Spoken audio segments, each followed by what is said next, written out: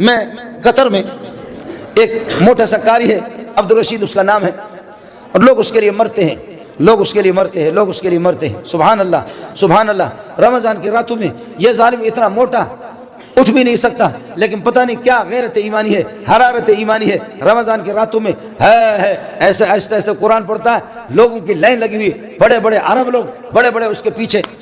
اللہ اکبر، ان سے پوچھا گیا قاری عبدالرشید صاحب یہ کیا ہے؟ تھکتے نہیں؟ ویسے تو اٹھ بھی نہیں سکتے۔ کہتے ہیں خدا کی قسم جب قرآن شروع کرتا مجھے کوئی پتہ نہیں چلا، لیکن جو بات کی ہے وہ آپ کو میں بتا دیتا ہوں، میں تو نالائق ہوں، بات آپ کو سمجھا دیتا ہوں۔ کہا کہ قاری عبدالرشید صاحب یہ کیا چیز ہے؟ فرمانے لگے میرا والد بھی عالم تھا، میرا والد بھی قاری تھا، والد صاحب جب مر رہا تھا اس نے کہا بیٹا زیادہ باتیں کر بھی نہیں سکتا، میرے سکرات کا وقت ہے، ایک نسخہ آپ کو بتاتا ہوں، دنیا میں اگر عزت چاہیے اور دنیا میں آپ کو چاہیے کہ لوگ آپ کو دنیا اور آخرت میں اللہ کے ہاں بھی مقام مل جائے، دنیا میں بھی لوگ تیرے جوتے اٹھا کر کے سر پہ رکھیں، بیٹا ایک نسخہ آپ کو بتاتا ہوں، وہ نسخہ کیا ہے کہ قرآن کو اپنے سینے سے لگانا، کبھی سینے سے جدا نہیں کرنا، اس سے بڑا نسخہ کائنات میں کوئی بھی نہیں۔